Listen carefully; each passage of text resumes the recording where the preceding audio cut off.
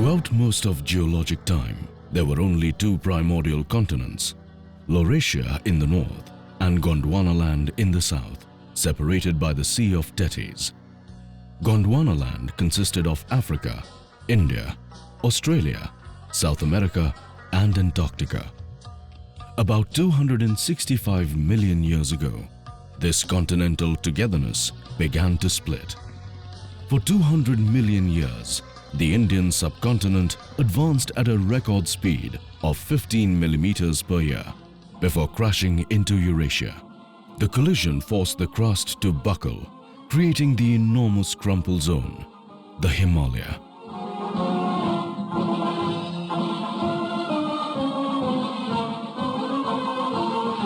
Stretching 2,900 kilometers along the border between India and Tibet, the lofty Himalayas are the most dramatic and visible creation of plate tectonic forces.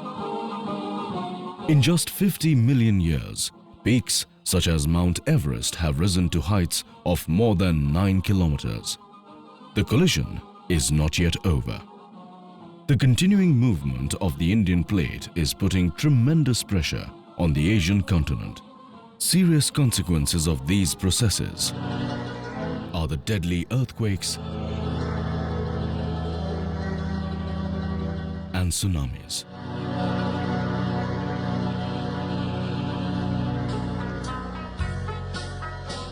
The Gondwanaland expedition would drive from the Indian Himalaya to Cape Agulhas, the southernmost tip of Africa, across 17 countries of West Asia and Africa, traversing areas of importance in the evolution of the Earth.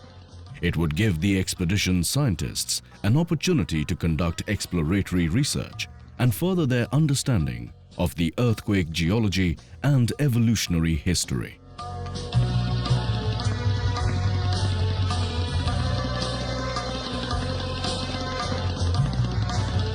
The multidisciplinary expedition team comprised of 2 geologists, a botanist, a zoologist, an anthropologist, a medical doctor, a vehicle engineer, and a 2-man film crew. The expedition was led by Akhil Bakshi. The Gondwanaland expedition began its journey from the Jhaku temple near Shimla. From Delhi, the team flew to Bandar Abbas, strategically located on the Strait of Hormuz, Iran's jugular vein. Here, the 19th century Hindu temple, built to serve the Indian community working for the East India Company, was being renovated.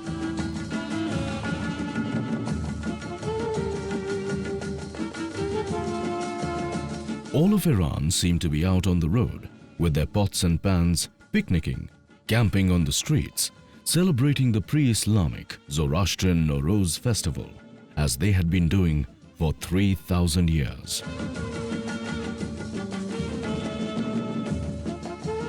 After the Rouhanis recited verses from the Quran blessing our journey, the Indian Consul General flagged us off from the Blue Mosque.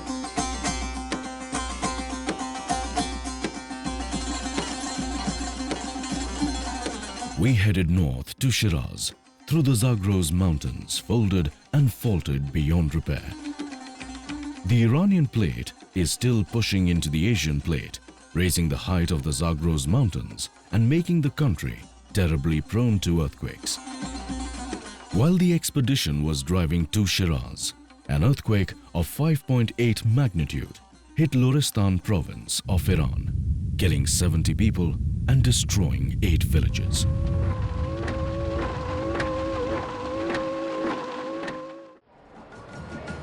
The famous Vakil Bazaar of Shiraz is still full of bustle. Though the camels, caravanserais and abacus have all gone, the bazaar still has an old world charm.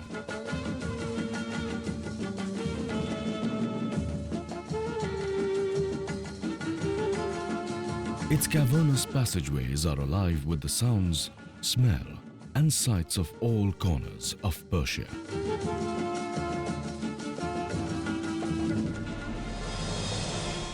500 years before the birth of Christ, Darius the Great created the desert dreamscape of Persepolis, the ritual capital and the spring residence of the Persian emperors. Emissaries from India were regular visitors to the court of Darius. Raised by Alexander of Macedonia before his Indian campaign, Persepolis still retains some of its original splendor. Close to Persepolis is Nakshe-Rustam, where the unapproachable tomb of Darius lies carved high into a vertical rock face. As we advanced northwards, our Scorpios were winning a lot of devotees. Friendly Iranians engaged us in endless banter about Bollywood actors. The ancient city of Isfahan, it is said, is half the world. It has several architectural marvels. The architect of the Taj Mahal was also an Isfahani. Maidan-e-Imam, situated in the center of Isfahan, is the second largest city square in the world. The impressive scale and beauty of the spectacular turquoise domes, the sky-piercing minarets, the mosques, the palaces and bazaars dazzle the eye. Speeding across the countryside, through towns of Tehran and Tabriz, along the Elborz Mountains, we crossed into Turkey. Driving along Mount Ararat, supposedly the resting place of Noah's Ark, we entered the wondrous snowland of southeastern Anatolia, just north of the border with Iraq. Below us was a grand sweep of a stark white valley, its floor layered with black rocks, scree and crags. Eons ago, volcanoes erupted porous rock, filling this basin. Water and wind wore away much of the rock, leaving a moonscape.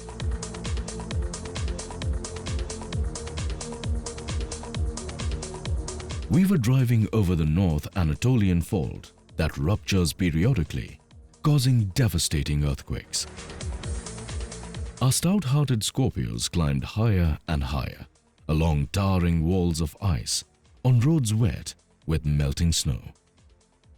For 2 days, we drove along the picturesque Lake Van, 3,750 square kilometers of extremely alkaline water, rimmed with a series of snow-clad volcanoes, now extinct.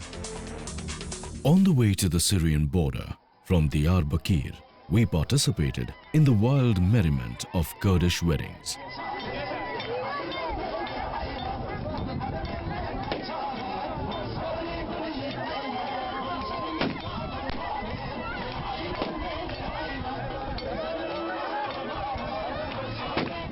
Stunning ladies and fine-looking men mixed in a carefree way, holding hands or clasping shoulders, they formed a ring, singing and shouting and kicking and stomping their feet to the rhythm of the music blaring out of a car.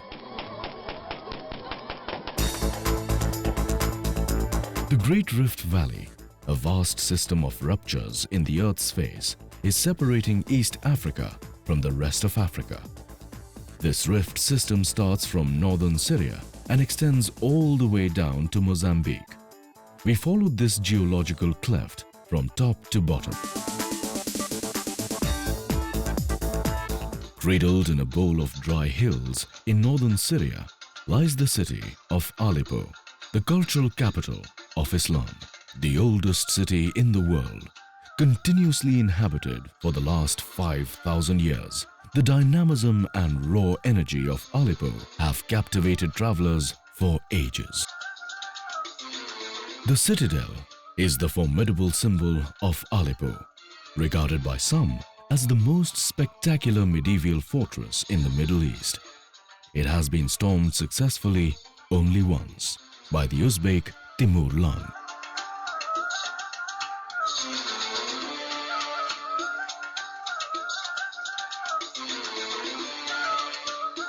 The Gondwanaland expedition besides being a scientific expedition, was also a friendship mission that sought to promote people-to-people contact between India and the countries being traversed.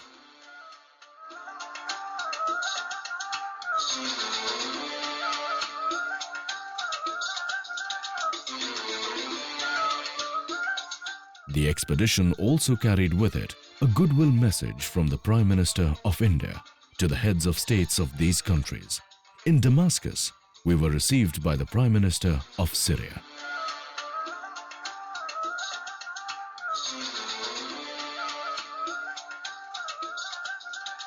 South of Damascus, close to the border of Jordan, is the ancient city of Bosra. Located at the crossroads of caravan routes, it became, under the Romans, the capital of the province of Arabia. From Amman, at 2,800 feet, we dropped over the hills and slanted down the walls of the Rift Valley, plummeting below sea level, our ears aching from the changing air pressure. Crossing the river Jordan, the expedition entered the venerable city of Jerusalem.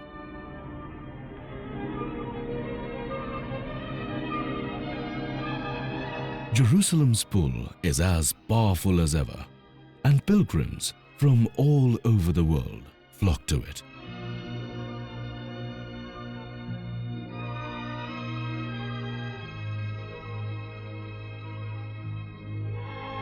Israel was observing the Passover holidays, and all roads in Jerusalem led to the Western Wall, where every stone plays a part in the 5,000-year drama of the city's history. The wall is all that remains of the Jewish temple, the earthly house of God, and Judaism's holiest site.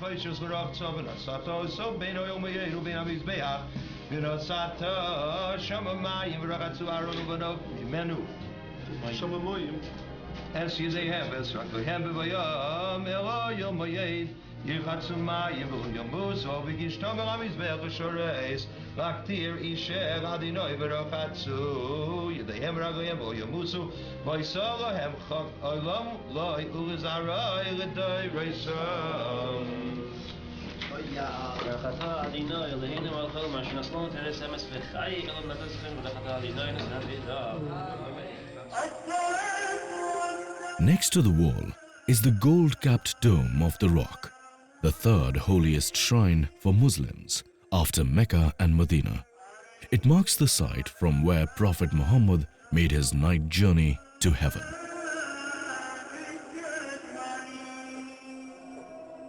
We walked the Via Dolorosa, the way of the sorrows, the route along which Jesus dragged his cross to the Church of the Holy Sepulchre, which encloses the site of Christ's burial and resurrection.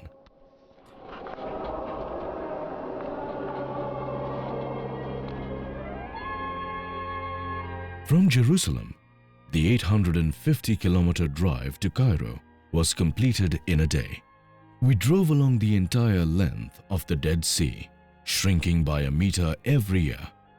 At this rate, it will dry within 3 decades.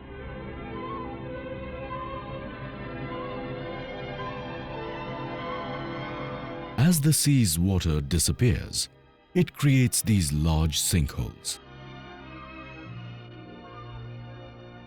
Traversing the Sinai Desert and going under the Suez Canal, we entered the Africa of our dreams.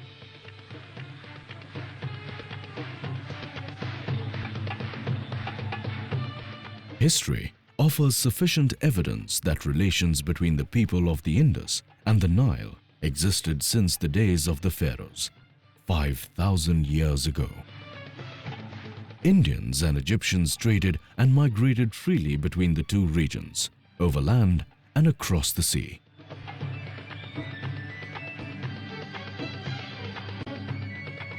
There is no better way to trace the course of Egyptian history than to follow the course of the Nile.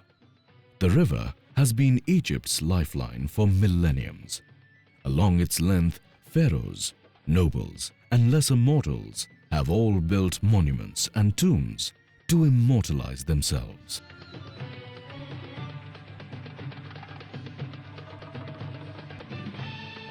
Luxor, the ancient capital of Upper and Lower Egypt, is home to the 5,000-year-old Karnak temple, the Goliath of pharaonic architecture. The might and grandeur of the pharaohs still powers Egypt's $8 billion tourism industry.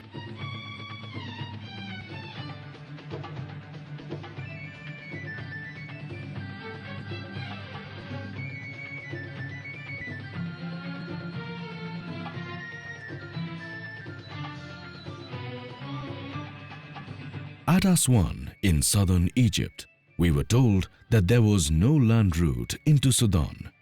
We would have to take the weekly ferry across Lake Nasser to reach Wadi Halfa on the Sudanese side. However, there was a seldom used border post at Arkin under the control of the Egyptian army, and permission would have to be obtained from Cairo.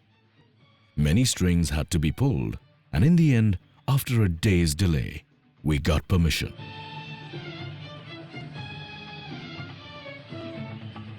After paying our respects at the temple of Ramses in Abu Simbel, the expedition pushed on towards the Sudanese border.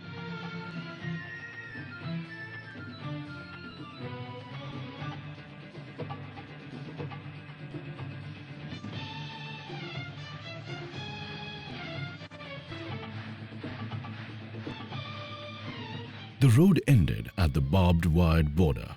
On the other side was a vast sea of sand, the lifeless, treeless Libyan desert. As we rolled into Sudan, an Egyptian army officer said, "This is the first time any foreigner has been allowed to cross the border from here, and that too in their own vehicles.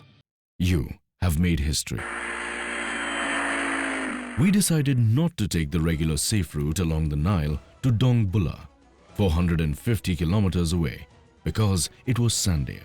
Instead, we took the alternative route, 50 kilometers inside the desert, but less sandy.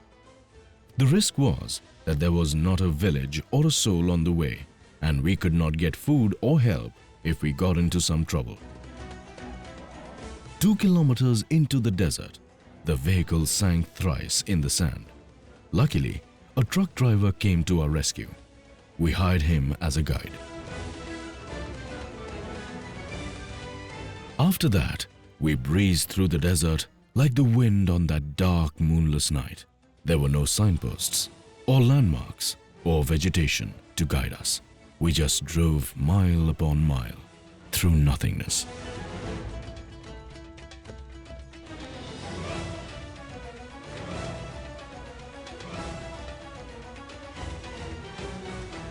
With a history and traditions that can be traced to the dawn of civilization, the Nubians settled along the banks of the Nile, developed one of the oldest and greatest civilizations in Africa. Many of the Nubian villages are open-air museums.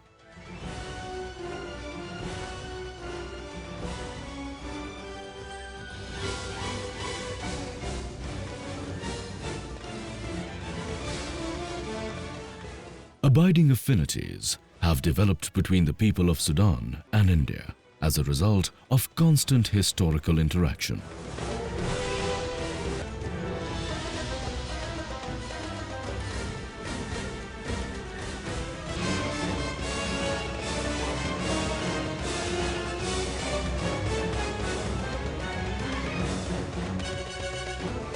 Khartoum, the capital of Sudan, is the confluence of the Blue Nile and the White Nile. The expedition would follow the Blue Nile into the mountains of Ethiopia.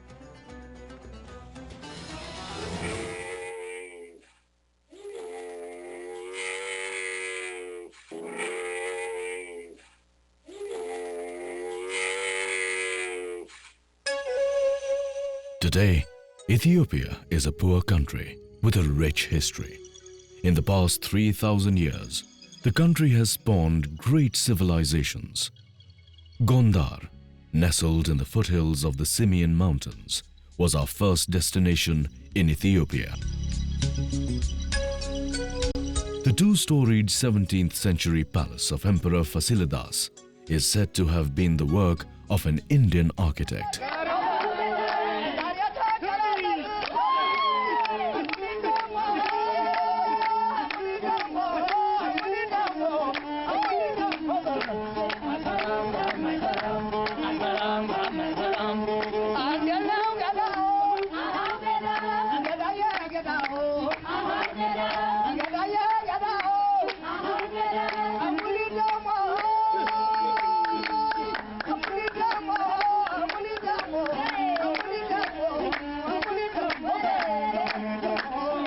The ceilings of the Debre Birhan Selassie Church have paintings of beautiful winged angels, and the walls bear impressive scenes depicting religious events. 180 kilometers away from Gondar is Lake Tana, the largest lake in Ethiopia and the source of the Blue Nile. Even today, papyrus boats sail the lake, just as they did 5,000 years ago. The lake's islands are dotted with 15th century monastic churches that are still in service today.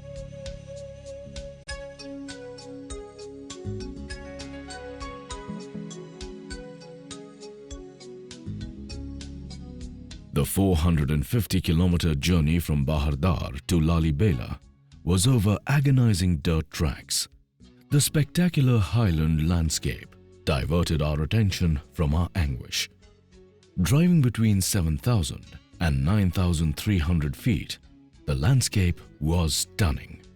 Rolling green meadows and pastures dotted with cattle, thick forests of planted eucalyptus, deep canyons and gorges below, and a continuous range of eye-catching tabletop mountains. Seeing the expedition Scorpios smartly winding their way on the track, little boys and girls grazing the cattle would sprint down the slopes waving at us. The spectacular Ethiopian highlands, with bold escarpments and dramatic valleys, were formed by the stretching earth. Millions of years ago, the heat from Earth's mantle bowed the crust like a great dome, lifting the highlands. The dome eventually cracked, forming the 480-kilometer-long trough of the Rift Zone in Ethiopia. The Ethiopian highlands are far cooler and moister than the surrounding lowlands. Although plagued in recent years by drought, this area is, in normal times, an agricultural island in a desert sea. Lalibela lies on a natural 2,600-meter rock terrace surrounded on all sides by rugged and forbidding mountains. Known as the Second Jerusalem, Lalibela now bears the name of the 12th century king, whose legacy to Ethiopia was 11 rock-hewn churches. Physically cut from the rock on which they stand, these towering edifices seem superhuman in scale, workmanship, and concept. Some lie almost completely hidden in deep trenches, while others stand in open quarried caves. More than mere monuments, the Lalibela churches are a living link with the past and testify to the power and spirit of the Christian faith in this ancient land. In Addis Ababa, the Gondwanaland expedition called on the President of Ethiopia to reaffirm India's age-old ties with Ethiopia. Relations between Ethiopia and India date back to the dawn of history. Communications between the two countries were facilitated by the trade winds that thrust vessels from the Ethiopian coast to that of India in the summer and brought them back in the winter.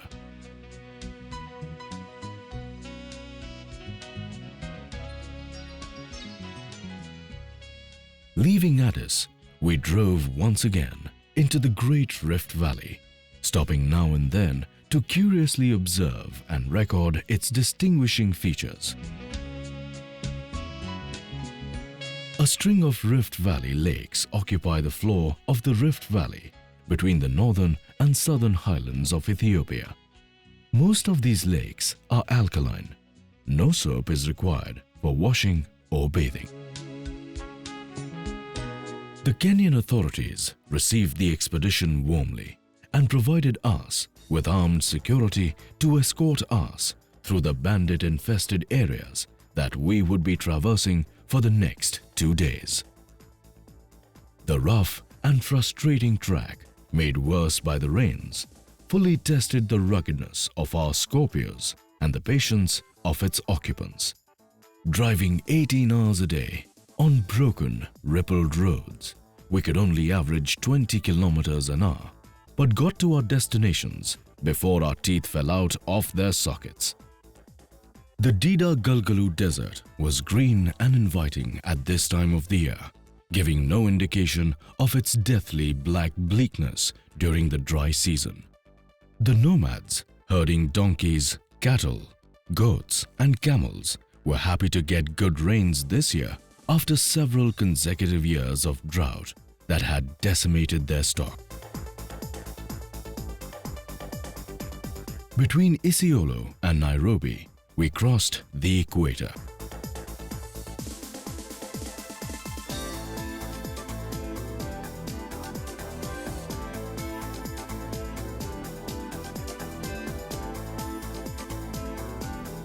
Flagged off from Nairobi by the Foreign Minister of Kenya, the expedition once again drove across the Rift Valley and into the celebrated wildlife reserve of Masai Mara through herds of zebras and impalas.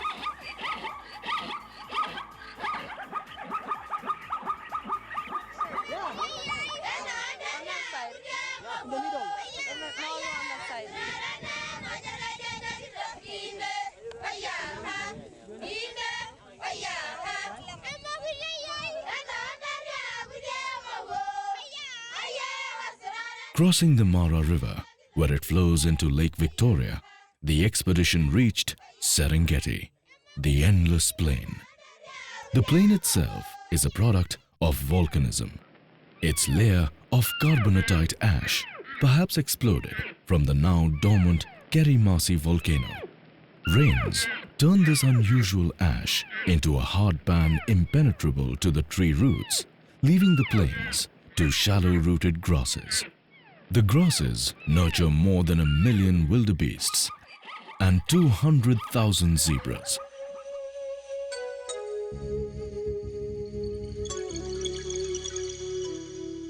These herbivores are ample food stock for the big cats that never have to wander too far in search of a meal, leaving them with sufficient time to lounge in the sun. Increased aridity over the past few thousand years has shrunk the soda lakes in Rift Valley, concentrating their minerals into corrosive alkaline brine, inhospitable to most aquatic life. Free from competition, bacteria and algae thrive. They in turn support millions of pink flamingos whose sieve-like bills strain the water for food.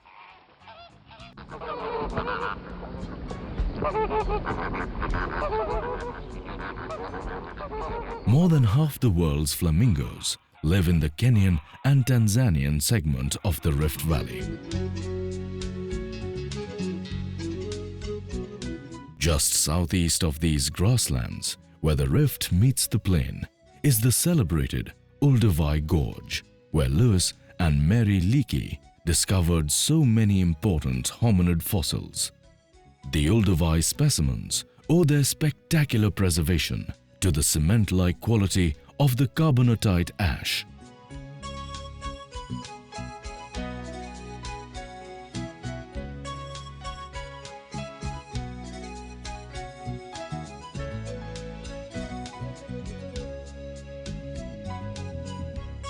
Further southeast of Olduvai lies East Africa's largest caldera, Ngorongoro.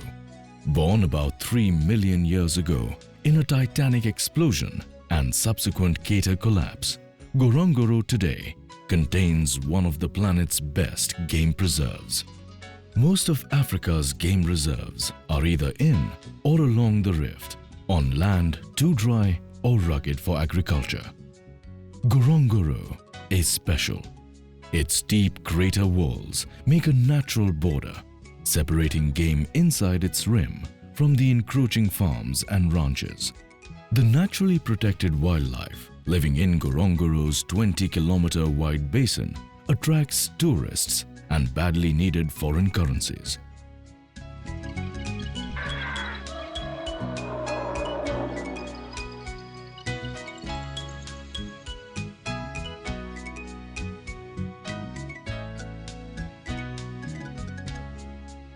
Africa's highest concentration of lions live in the crater.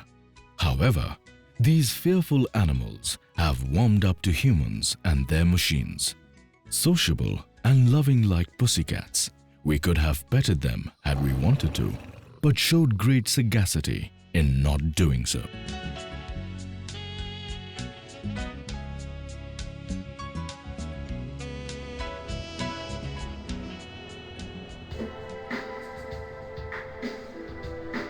Typical of the lakes in the western branch of the rift, Lake Malawi was formed about 40,000 years ago in a trough opened by faulting.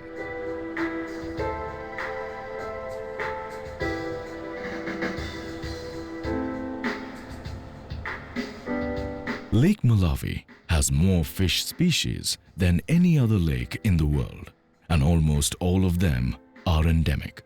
They are found only here and nowhere else.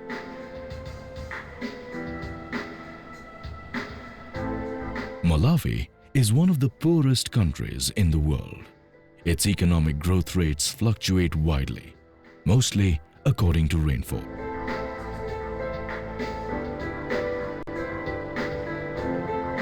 Zambia's vibrancy is evident at the Pakati Sunday Market at Lusaka Arcades. Here, you can buy precious and semi-precious stones, animals sculpted from malachite, and some rare treasures like antique African masks and statuettes.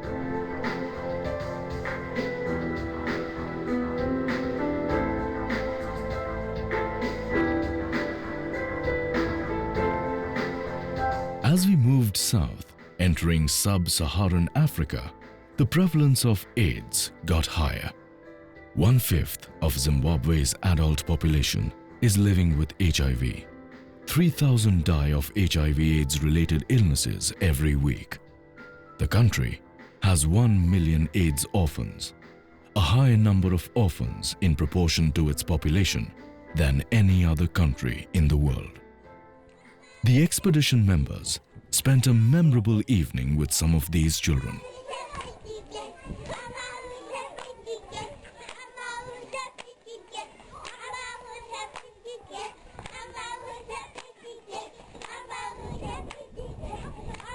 Earthquakes have rocked Zambia, Zimbabwe, and Mozambique in recent times.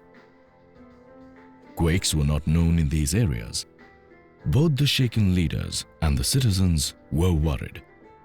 The governments thought our expedition had come at the right time, and they engaged us in discussions on disaster management with various ministries and science councils.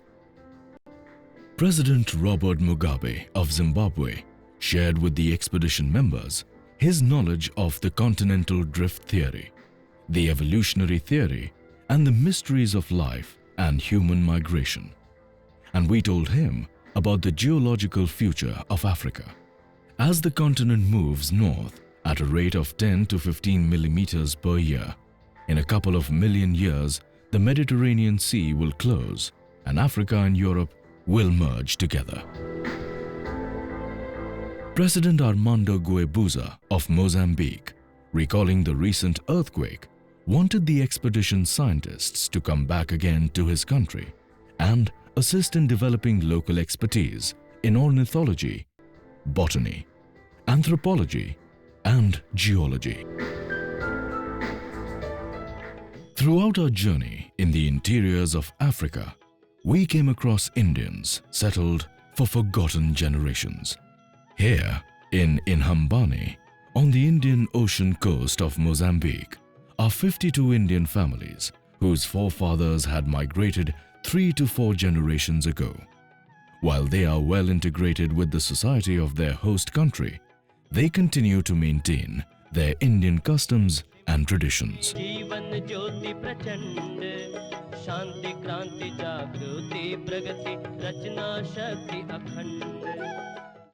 However, in New Africa, the society is in transition as it blends and fuses with Western culture. Nowhere is this fusion more evident than in bars and dance clubs, where African rhythms mix with Western hip-hop to shake up a cocktail of sweaty fans. Music is the heart of Maputo, and every night of the week, there's somewhere to shake your booty. Traditional African dance and music can be seen and heard only in villages created for the tourists.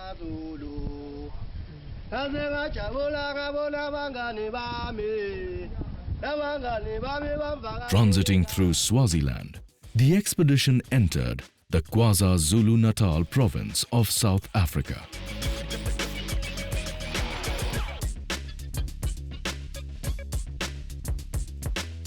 It was here, at the railway station of Pietermaritzburg, that the young lawyer Mohandas Gandhi was thrown out of the first-class compartment.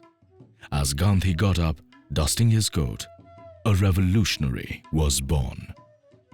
And it was here, at the Phoenix settlement, where Gandhiji first experimented with his concepts of passive resistance. His ideas, when put to action, not only liberated India from the colonial rule, but also sped the end of colonial empires around the world.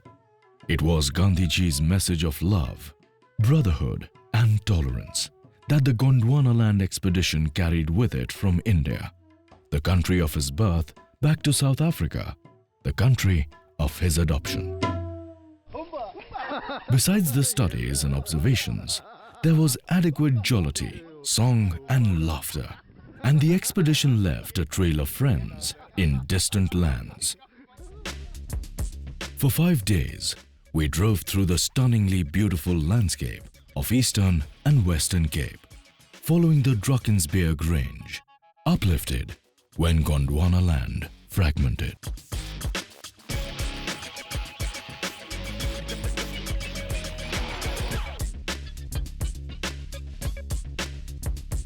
"25,200 kilometers, and 3 months after leaving India, we reached our goal, Cape Agulhas, the southern tip of Africa, where the Indian and the Atlantic Oceans meet.